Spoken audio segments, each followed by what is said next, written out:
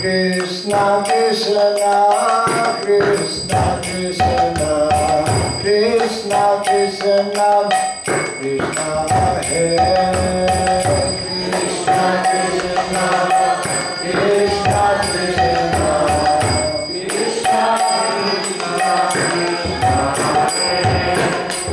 Hare Rama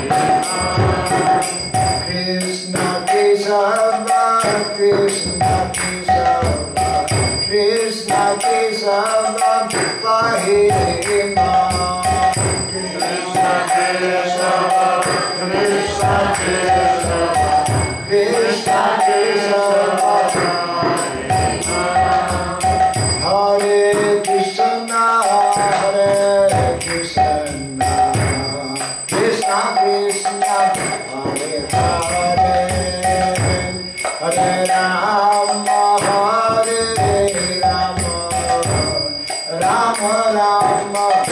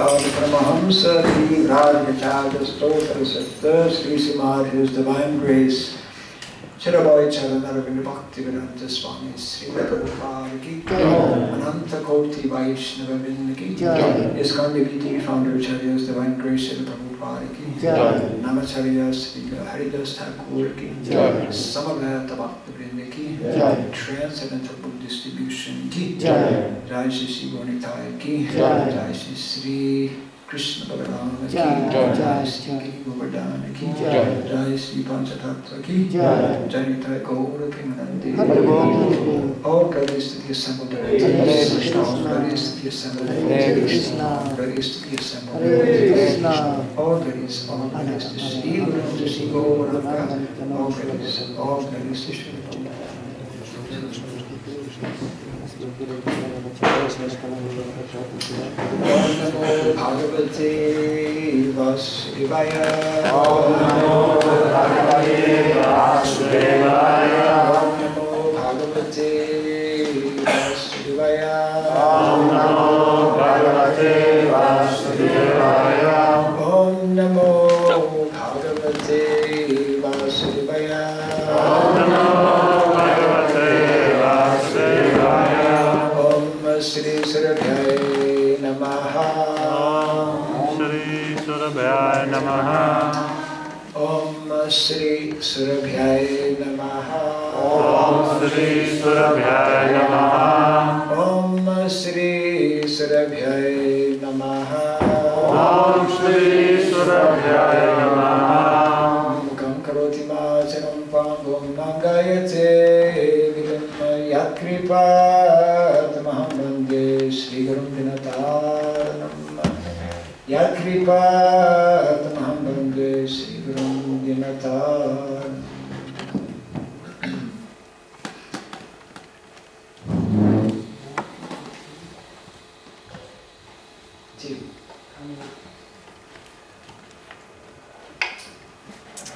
So welcome to our second day of the series of seminars that are ongoing.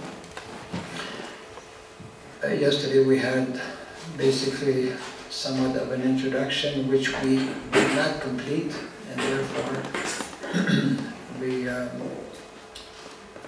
planning to do that today. We have a couple of PowerPoints and also video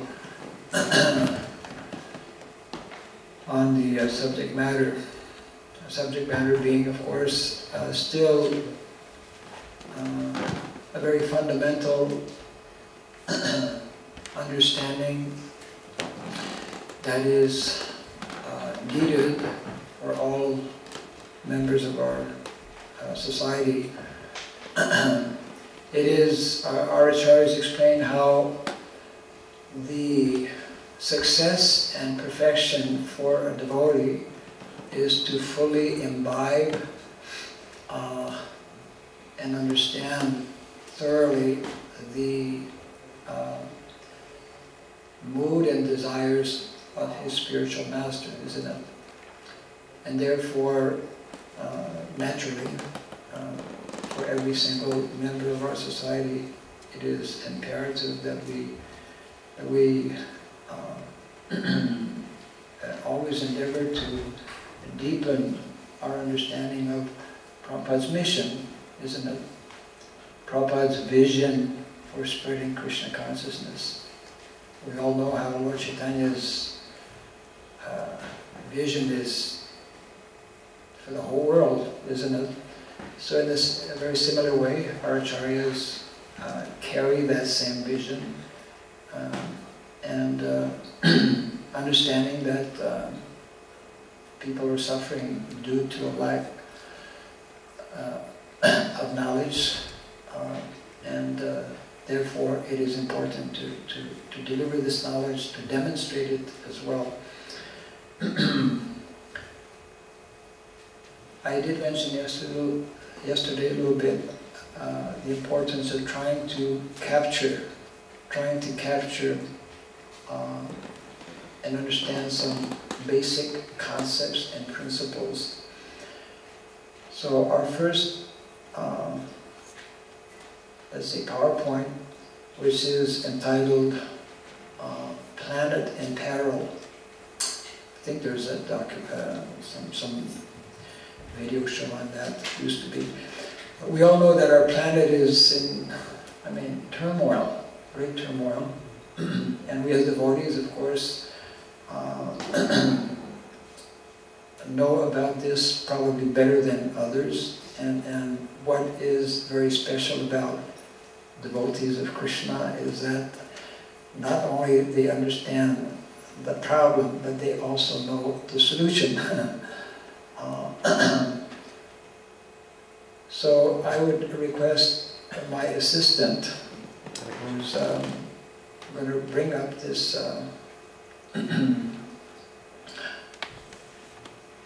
Planet in Peril, is putting together, touching on one of those concepts and principles that is very essential to the whole mission of Varnashram, that is very fundamental also to the understanding of Dharma. Coming up? Yes.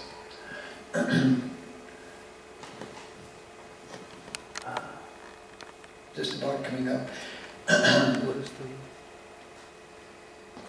There it is, yeah. Now you have to blow it up. Well. Slideshow, no? Actually, at the bottom, there's, what is it?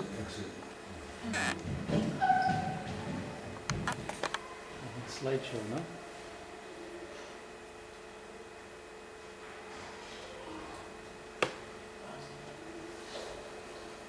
At the bottom, it's only at the bottom on the left, there's This a one, yes. kind of a square thing. Oh, that one. Yeah, that one. Yes.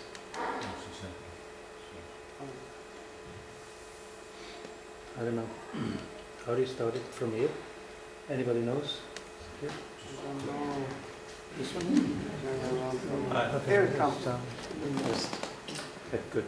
One of the important themes,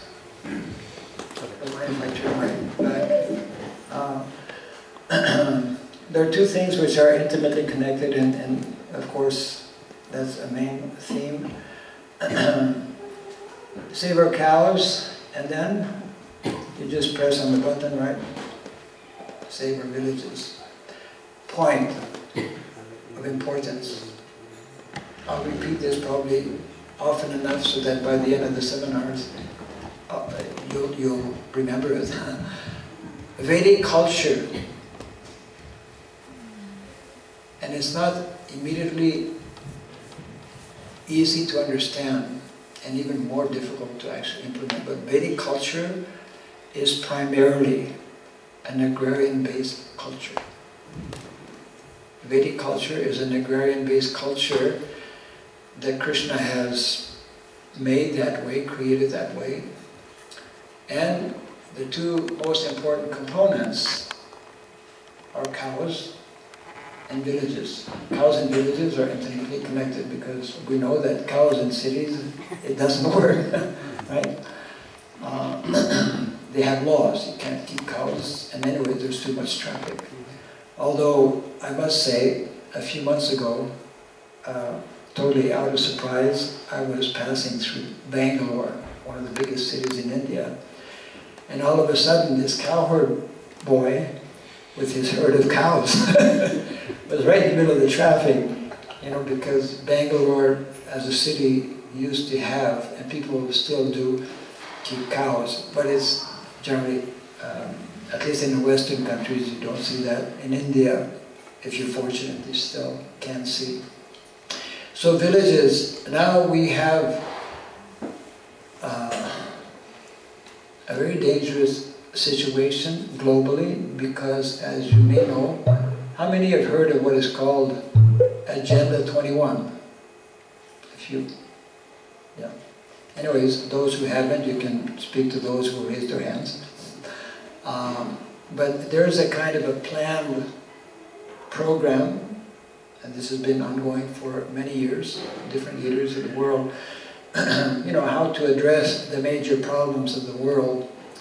And one of the solutions from their perspective, their understanding, their limited and imperfect understanding, is that we should just bring more and more and more people in the cities. So urbanization, which has been ongoing and continues at a very alarming rate.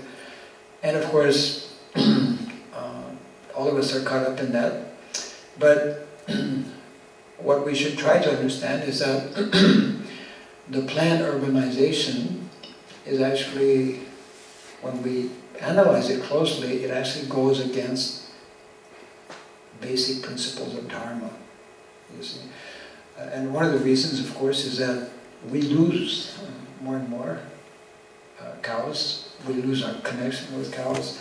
And we lose that more natural village lifestyle where everyone in the village knows one another and knows what's going on. You know, even people know what's going on in the next village, but definitely within their own village. It's like, whereas in the city you have your own apartment and it's completely different. Let's go on here. Just keep pressing. Yeah. Actually, we don't have to look at this one. Just we can bypass that one. Just bypass it. Quick. Keep pressing. But this is important.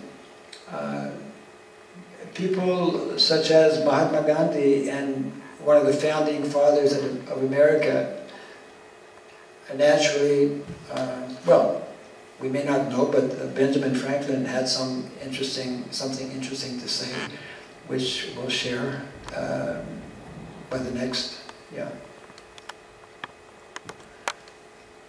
Here's what he had to say. Yeah, just stop there. There seem to be 3 ways for a nation to acquire wealth.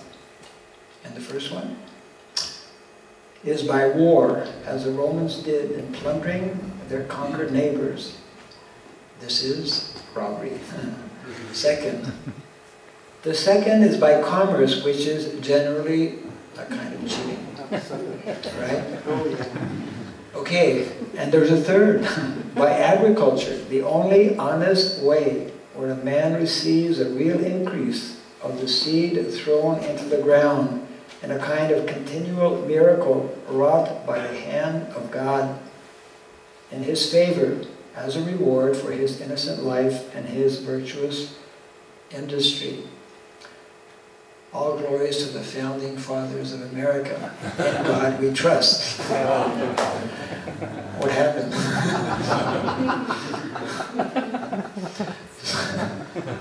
But it goes to show that actually in the early days means of Western civilization, that basic understanding, isn't it?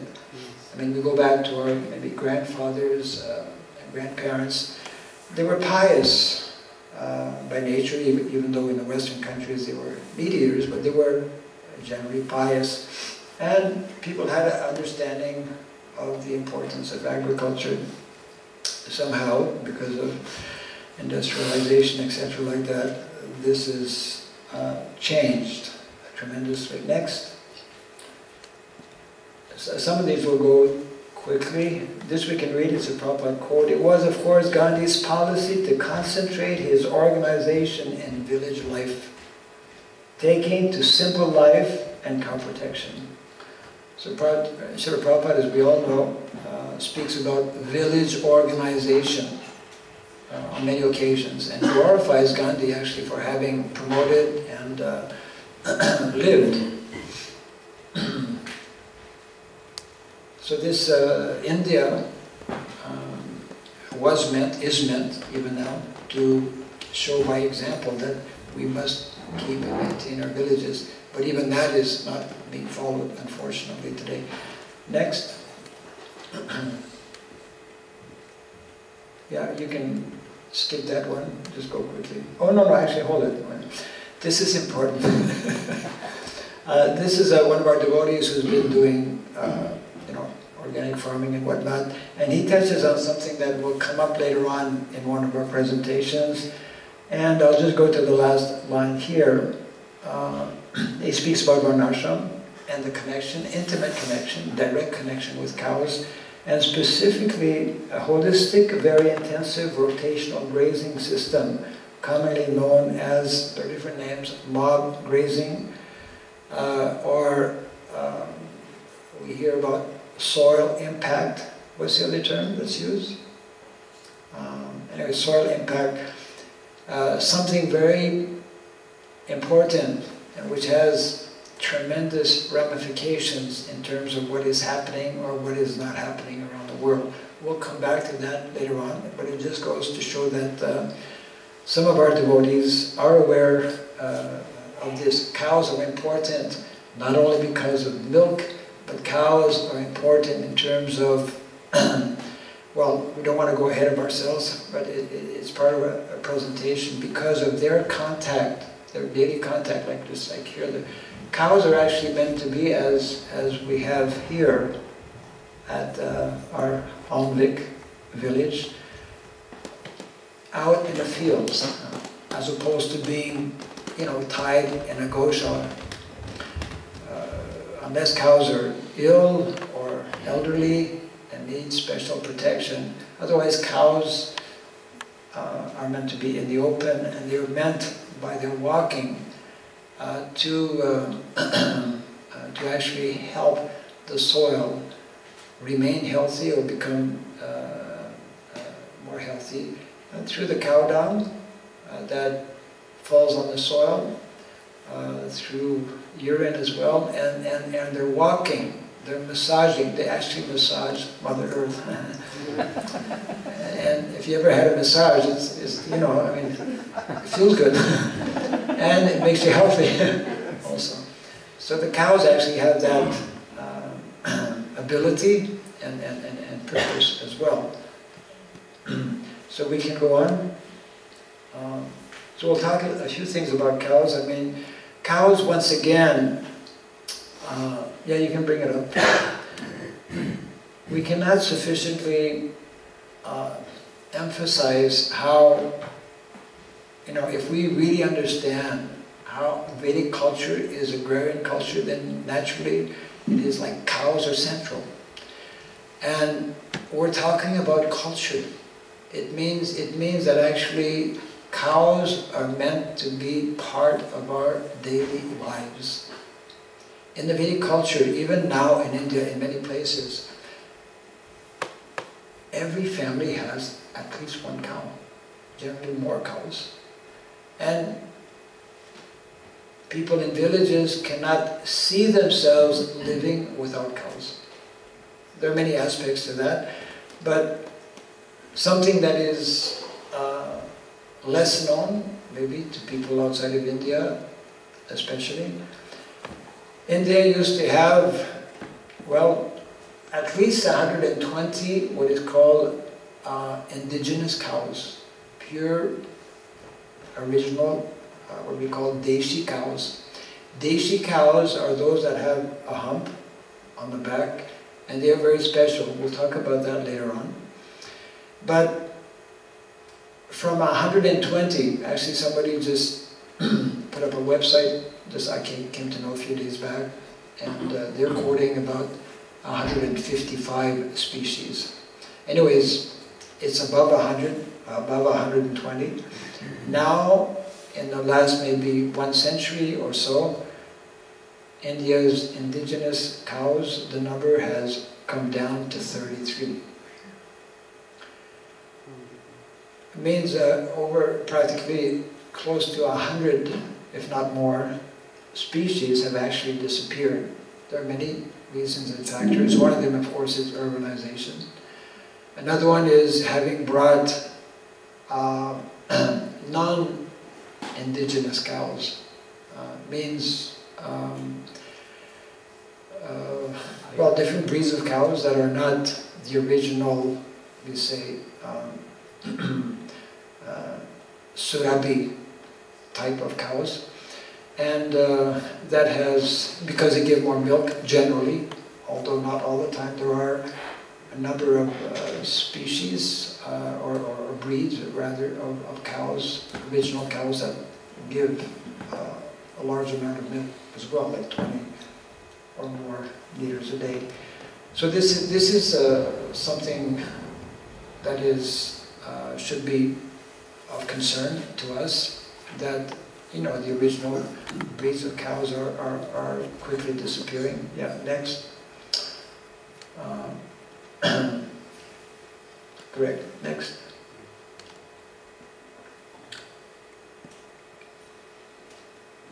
And of course, yeah, that is ongoing. Means the number of slaughterhouses in a place like India has increased tremendously, although now there is an attempt to actually control this and to actually do away with slaughterhouses as well. There's only one state in India that was successful in doing that, the state of Gujarat, which happens to be that state where the present Prime Minister of India, those from India know this especially, is now the Prime Minister. He was the Chief Minister for Gujarat, and he was able to do that, and he actually, in his campaign, promised that if I become the Prime Minister, I will gradually introduce that for the whole of India. India as a country, as we know, being, Bharatvarsha, Bharat Bhumi, the land of Dharma, is actually meant to show by example, isn't it? It's meant to show and to lead the world on these principles of Dharma, beginning with cow protection. Next. Yeah, we can go quickly on this. Naturally, the number of cows are decreasing while the population is increasing, and that's making it a problem. Not necessary to spend much time on this. Next. There are four major problems which are directly connected with agriculture, and they are referred to as the four enemies of farming. And you can, one is, I think we all know them, chemical fertilizers. 2, chemical pesticides.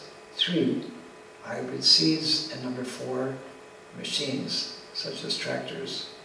So as we become more and more mechanized agribusiness, and here's where we deviate from another very important principle, that production of food is primarily meant to be for our own sustenance. So there's a principle, there are 2 principles, and try to remember those, that Prabhupada speaks about as well. Grow only what you need.